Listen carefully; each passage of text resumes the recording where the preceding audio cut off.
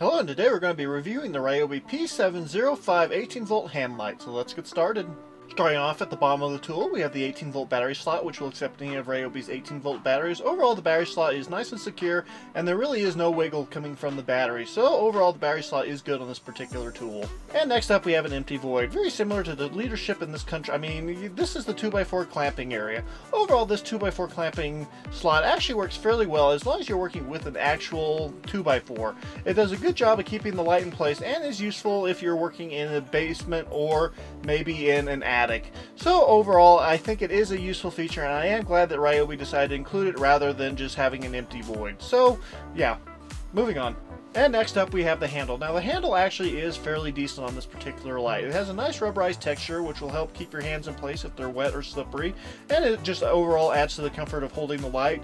And it's also big enough that you can easily get your hand into the slot underneath it if you're wearing gloves. So overall the handle is fairly decent on this particular light. I probably would have made it about half an inch longer, but overall it really is adequate, and I don't really see any major downsides to it. So yeah, moving on. And next up we have two spots where you could attach a strap or lanyard. Overall, I am glad that they decided to go with two different areas that you could attach a strap or lanyard, but I probably would have also liked to have seen an area that you could attach a belt clip, but we didn't get that. So overall it still is fairly decent, but it could still be better.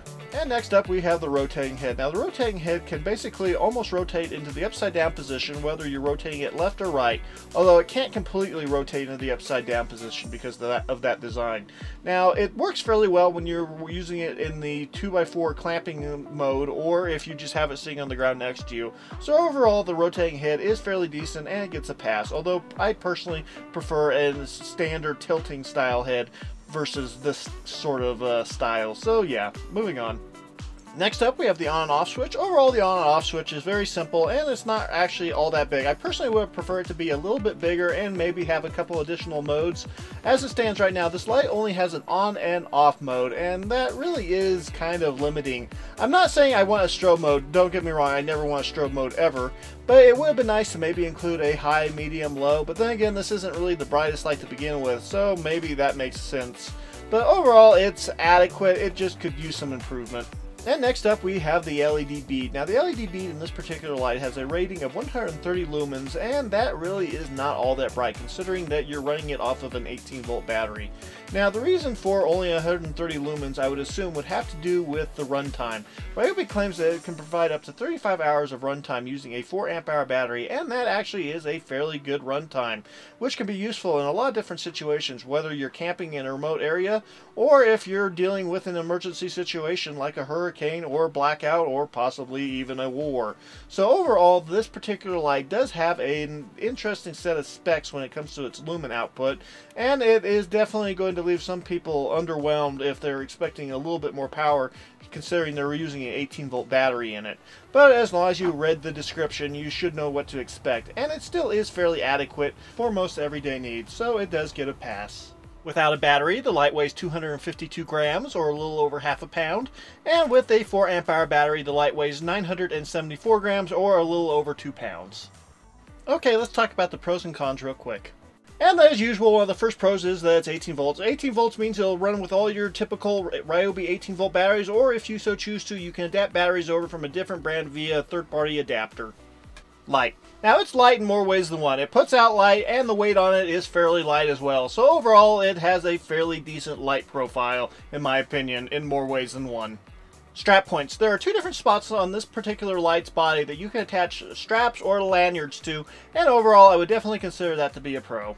Rotating head. Overall, the rotating head is an interesting feature, and while it's not super practical in the real world, at least it gives you options.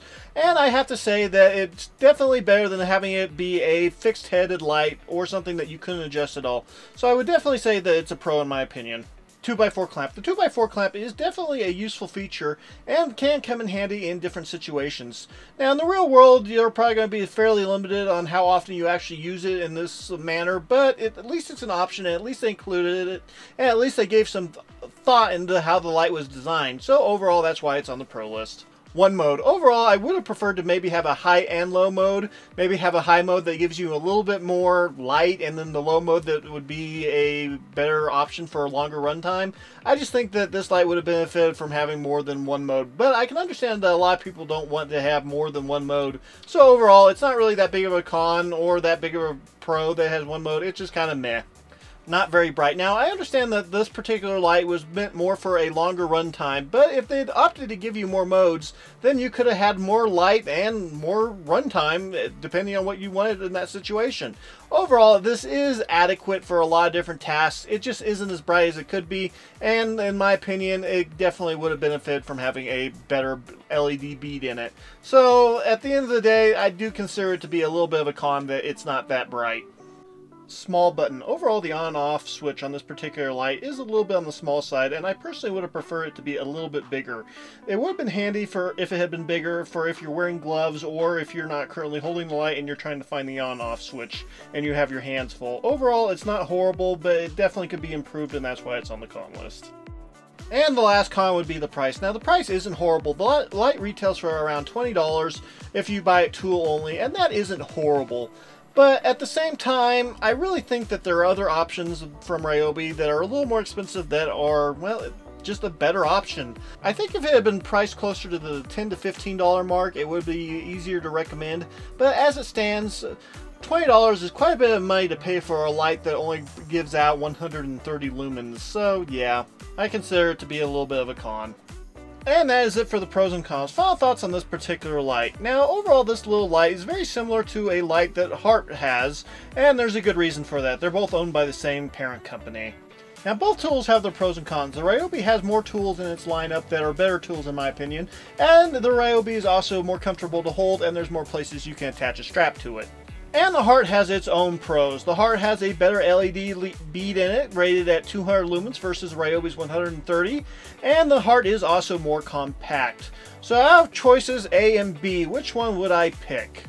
I'll probably go with option C, because it's just the better light here, and I'll do a review on that in the future. The p705 is not a bad light. If you can pick it up for under $10 or around $10, I think it's worth having around simply for emergencies, and there's just so many situations where having a flashlight that can run off of power tool batteries is useful, and so I would still say that it's a good little tool to have on hand.